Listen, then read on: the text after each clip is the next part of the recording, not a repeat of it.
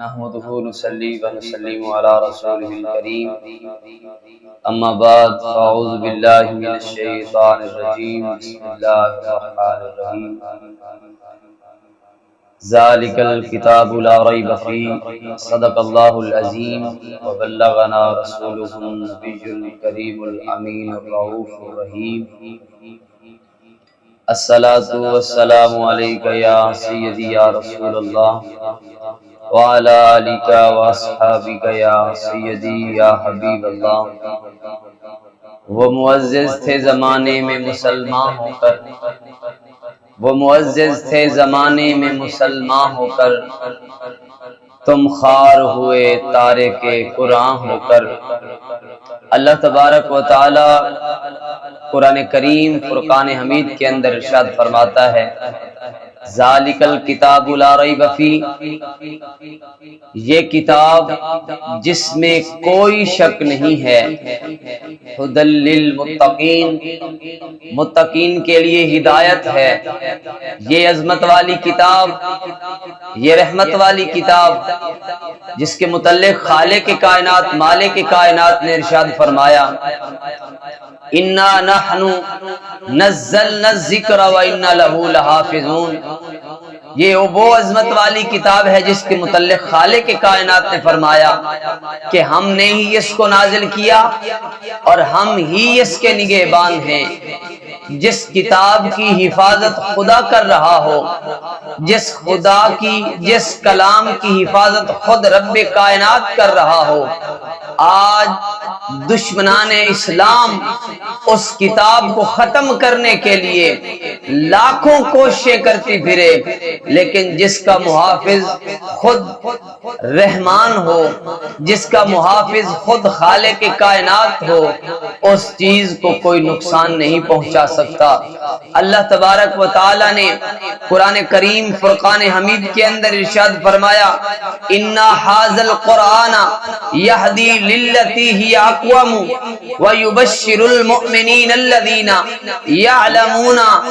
الصالحات ان لہم اجرا کبیرا، کہ بے شک یہ قرآن وہ راستہ دکھاتا ہے جو سب سے سیدھا راستہ ہے، اور ان مومنین کو بشارت دیتا ہے جو نیک اعمال کرتے ہیں کہ بے شک ان کے لیے بہت اجر و ثواب ہے، بہت عظیم اجر ہے۔ میرے عزیزوں، میرے دوستوں، یہ عظمت والی کتاب، یہ ہدایت والی کتاب، یہ چشمہ نور کی کتاب جو ہزاروں کروڑوں سال اللہ کے جلووں میں رہی، اور جب خالق کائنات نے اس کو نازل کرنا چاہا تو رب کائنات نے قرآن کریم کے اندر ارشاد فرمایا لو انزلنا هذا القرآن على جبل لرأيته خاشعا متصدعا من خشیۃ اللہ۔ اللہ فرماتا ہے کہ اگر ہم اس کتاب کو، اس کلام کو پہاڑوں کے اوپر نازل کرتے تو پہاڑ بھی ریزہ ریزہ ہو جاتے، لیکن میرے دوستو عزیزو، یہ وہ عظمت والی کتاب ہے جس کے متعلق خود اللہ تبارک و تعالی فرماتا ہے ولا رطب الا یابس الا فی کتاب مبین، کہ ہر خشک اور تر چیز کا بیان اس کتاب کے اندر موجود ہے۔ پیارے کریم آقا صلی اللہ علیہ وآلہ وسلم نے ارشاد فرمایا خیرکم من تعلم القرآن وعلمہ، کہ تم میں سے بہترین انسان وہ ہے جو اس قرآن کو خود سیکھے اور دوسروں کو سکھائے۔ عزیزان محترم، قرآن کریم فصاحت و بلاغت کا مرکز ہے، قرآن کریم علوم و معانی کا سرچشمہ ہے، قرآن کریم ہدایت کا گنجینہ ہے، قرآن کریم نیکی اور بھلائی کا خزینہ ہے، قرآن کریم علم و دانائی کا مرکز اور ذخیرہ ہے، قرآن کریم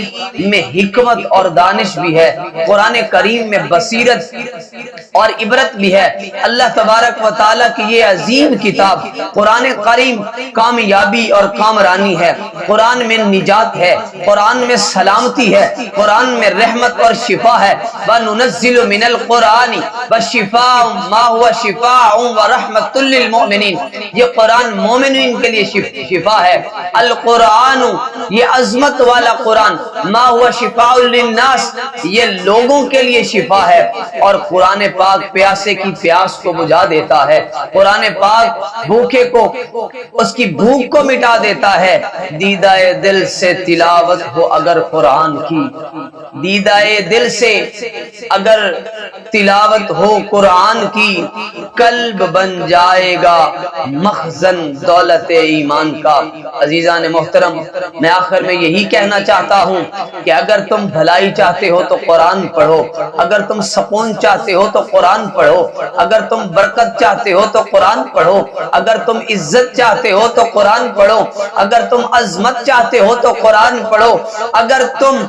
یہ شہرت چاہتے ہو تو قرآن پڑھو، اگر نیک نامی بننا چاہتے ہو تو قرآن پڑھو، اگر تم پوری کائنات کے اندر عزت کمانا چاہتے ہو تو قرآن پڑھو، اگر تم اپنے مرشد کی محبت کو پانا چاہتے ہو تو قرآن پڑھو، اگر تم ہدایت کے راستے پر چلنا چاہتے ہو تو قرآن پڑھو، اگر تم برائی سے بچنا چاہتے ہو تو قرآن پڑھو، اگر تم مسجدوں کی خدمت کرنا چاہتے ہو تو قرآن پڑھو، اور اگر تم اس پوری کائنات کے اندر